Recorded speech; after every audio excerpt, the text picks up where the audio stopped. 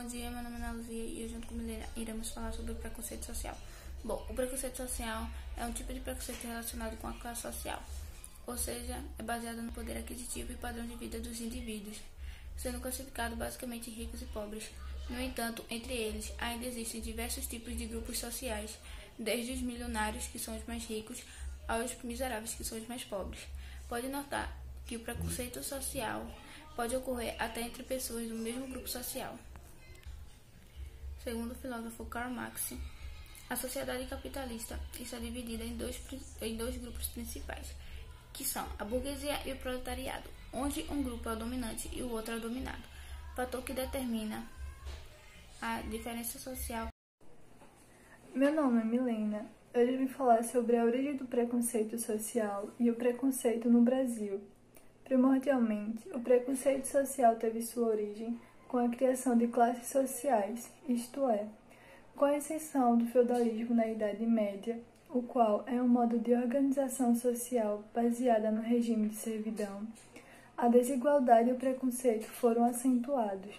Dessa maneira, as classes pouco privilegiadas eram marginalizadas, tanto por sua aparência física quanto por sua precária condição financeira.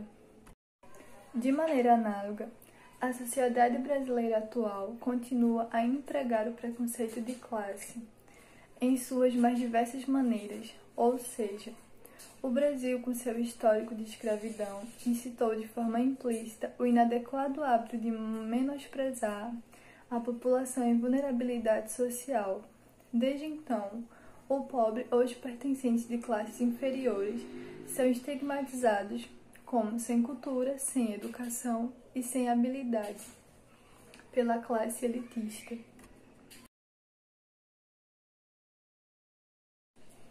A exemplo desse estigma é a reportagem do jornal RBS TV, afiliada da Globo, no qual o comentarista Luiz Carlos faz um discurso de ódio aos mais pobres, se utilizando termos inapropriados como miseráveis e deploráveis aos motoristas de carro que causam acidentes no trânsito, justificando-os como pobres e incapazes de dirigir. Portanto,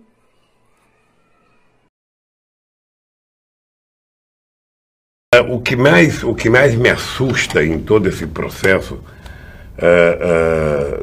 de pobres e ricos, de Nordeste e Sudeste, é o preconceito que está estabelecido culturalmente na cabeça das pessoas.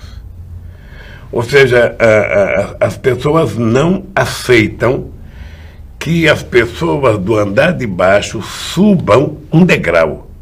Não é nem tirar nada deles. Mas isso tem a ver com a classe média. É chegar próximo deles. A classe média tem um papel... É porque tem setor da classe média que pensa como se fosse rico. Ou seja, é o cidadão médio que ganha um salário razoável, sabe? E que ele quer ter o padrão de vida do seu patrão. Ele quer ter o padrão de vida, ele quer viajar a Paris nas férias, ele quer colocar o filho na melhor escola em que o patrão coloca o seu. Ele é de classe média, às vezes um assalariado, mas ele tem na cabeça dele, sabe, uma prática que é como o seu patrão. Isso é um equívoco da classe média. De não aceitar que o filho da empregada possa andar de avião... De não aceitar que o filho da empregada esteja no banco da escola que o filho dela está. Tem esse filme da Ana Mulher, A Que Horas Ela Volta, sabe, que retrata muito a ascensão, sabe, dos pobres nesse país e o preconceito contra essa ascensão. Eu jamais imaginei que existiria. E esse preconceito tão forte, ou seja, de você... não é que você está perdendo um prato de comida, você não quer que o outro coma um prato igual que você está comendo. Eu já vivi isso, e eu não era mais uma figura desconhecida, entrar num restaurante aqui em São Paulo e passar numa mesa e ver a pessoa dizer, ele disse que é pobre, mas está comendo no restaurante da gente. Ou seja, é o fato de incomodar as pessoas mais humildes estarem frequentando os mesmos lugares, ir para teatro, ir para cinema, ir para restaurante, ir para aeroporto, sabe? Então, esta coisa vem vem desde a criação do Brasil. Isso eu pensei que estava mudando, assumi a presidência na disposição de mudar. A minha frustração é porque eu não conheço ninguém que tratou todo mundo em igualdade de condições como eu tratei. Não teve um empresário nesse país que não ganhou dinheiro no meu governo. Não teve um banqueiro que não ganhou dinheiro no meu governo. Não teve um trabalhador que não teve aumento de salário no meu governo. Ou seja, foram 12 anos seguidos de aumento do salário mínimo. Foi legalizar a empregada doméstica e dar ela a cidadania. Foi acabar com as frentes de trabalho e dar emprego efetivamente para os pobres. Foi fazer com que as pessoas se sentissem, sabe, cidadão de primeira classe, ou seja, o direito de vir. Sabe, quando a pessoa trocava um jumento, tá, por uma motocicleta, era uma ascensão extraordinária. Sabe, esse cidadão passava a participar do processo produtivo do Brasil, passava a ser um consumidor, sabe? E aí é que a economia começa a crescer. E as pessoas que eu pensei que aceitavam isso como uma coisa natural, porque cada vez que o pobre sobe um degrau, é possível que os outros também subam um degrau. Porque qual é a lógica? Veja, foram 22 milhões de empregos criados em 12 anos de PT. 22 milhões de empregos.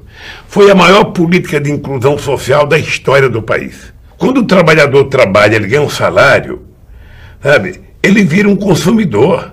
Ele vai comprar sapato, ele vai comprar roupa, vai comprar sapato, vai comprar comida, vai comprar livro, vai comprar caderno, vai ao cinema, vai ao teatro, ou seja, na hora que ele começa a usufruir dessas coisas, a indústria é obrigada a produzir mais. O comércio é obrigado a vender mais.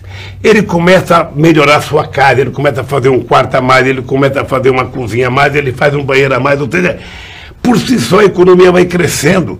E quando eu achei que todo mundo estava gostando disso, tinha uma parte da sociedade que já tinha isso, que ficava incomodado com aqueles que não tinham e que estavam ficando iguais a eles.